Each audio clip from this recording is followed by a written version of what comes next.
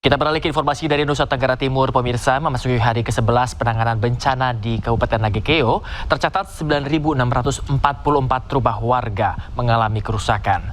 Pasca gempa, warga berharap pemerintah membangun benteng untuk mencegah air pasang yang kian merusak rumah mereka.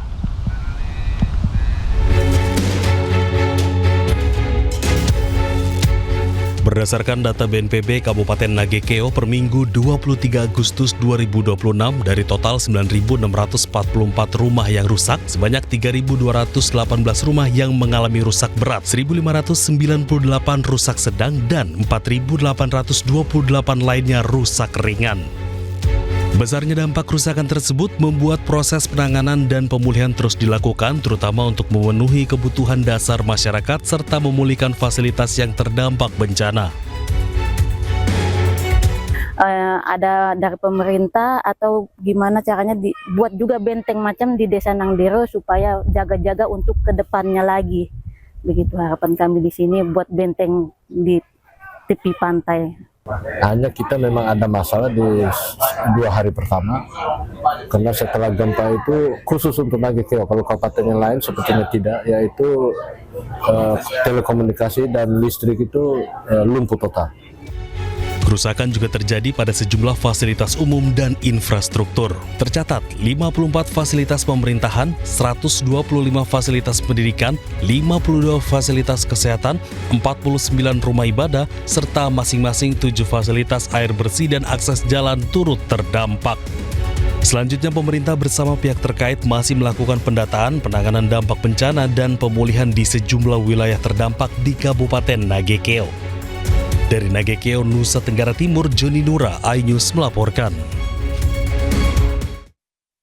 Pemirsa, rentetan gempa bumi masih kerap mengguncang wilayah Nusa Tenggara Timur. BMKG mencatat 7.029 gempa susulan terjadi setelah gempa utama berkekuatan magnitudo 7,7 mengguncang Flores, Nusa Tenggara Timur.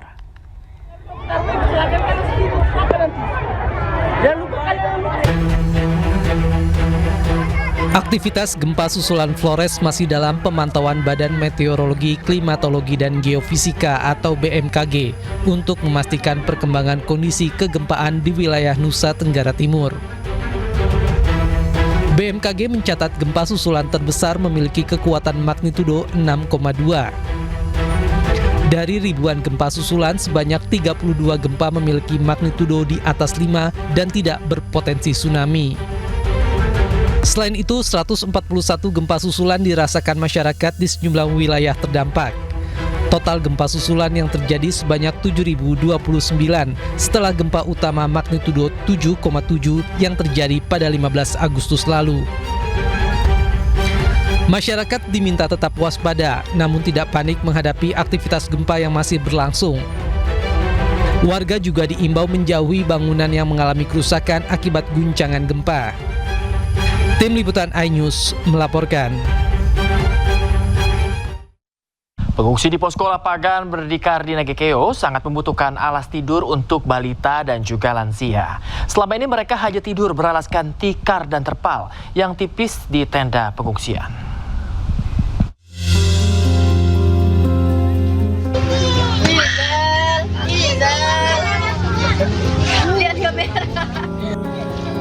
Ratusan pengungsi masih bertahan di posko lapangan berdikari Kabupaten Nagekeo, Nusa Tenggara Timur.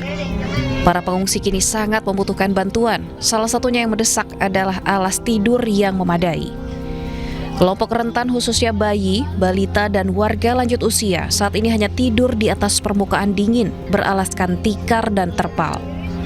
Kondisi ini mulai berdampak pada kesehatan para pengungsi akibat angin malam yang kencang dan suhu udara dingin yang bisa meningkatkan resiko penyakit saluran pernafasan, demam, serta nyeri sendi bagi lansia. Yang lain-lain seperti kasur, bantal belum, Pak. Belum dapat ya? Iya, kopi gula saja tidak ada. Terus kalau malam tidur gimana? Alaskan tikar atau gimana? Alaskan tikar seperti ini saja, Pak. Pengungsi berharap bantuan fisik berupa alas tidur dan selimut dapat segera disalurkan untuk mereka demi mencegah makin memburuknya kondisi kesehatan para pengungsi. Dari Nagekeo, Nusa Tenggara Timur, Joni Nura, iNews melaporkan.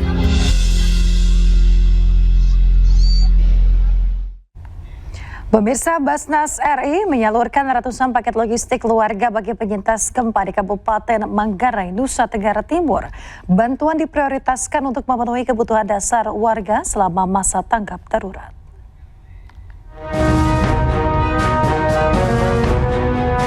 Badan Amil Zakat Nasional menyalurkan 500 paket logistik keluarga bagi penyintas gempa di Kabupaten Manggarai, Nusa Tenggara Timur.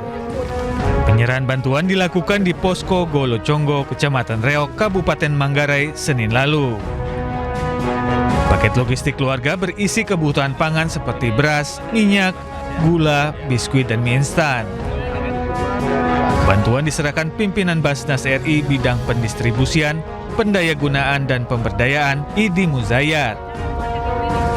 Penyaluran turut disaksikan Ketua Komisi 8 DPR RI, Marwanda Sopang, dan Kepala BNPB, Letnan Jenderal TNI Suharyanto. Untuk layanan darurat, kita sudah menyiapkan titik dapur umum. Ada 13 titik, Pak, dapur umum. Kemudian paket sembako juga nanti kita siapkan, ini untuk tahap pertama ini 1.000 paket. Kemudian juga layanan kesehatan. Basnas menargetkan penyaluran hingga 1.000 paket sembako bagi penyintas gempa di Nusa Tenggara Timur.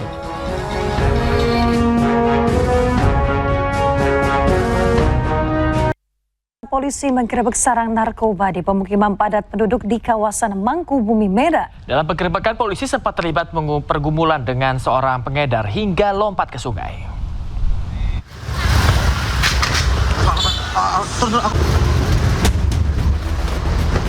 Aksi kejar-kejaran mewarnai penggerebekan sarang narkoba di kawasan Mangkubumi, Kota Medan, Sumatera Utara.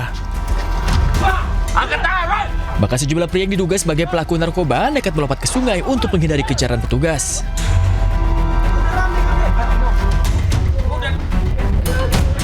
Meski demikian, polisi berhasil mengamankan 9 pelaku yang merupakan penjual narkoba. Polisi juga mengamankan 7 paket sabu siap edar, puluhan alat isap, serta sejumlah uang. Dalam menghindarkan narkoba, pelaku menyamarkan lokasi transaksi di sebuah hunian kos 2 lantai, serta bedeng terbengkalai di pinggir sungai. Berhasil mengamankan di 2 titik, yaitu sekitar estimasi 7 paket sabu-sabu yang akan diedarkan dan digunakan biasa di tempat ini, dan puluhan bong, ratusan plastik, di mana kami amankan 7 orang pemakai dan 2 orang kami nyatakan sebagai pengedar di 2 titik yang cukup meresahkan di Kota Medan ini. 9 pelaku ditangkap kini dibawa ke Polrestabes Medan guna proses penyidikan lebih lanjut. Polisi pun kini sedang mengejar pemasok narkoba untuk memutus rantai peredaran narkoba. Dari Medan, Sumatera Utara, Adi Palapa Harahap, A News melaporkan.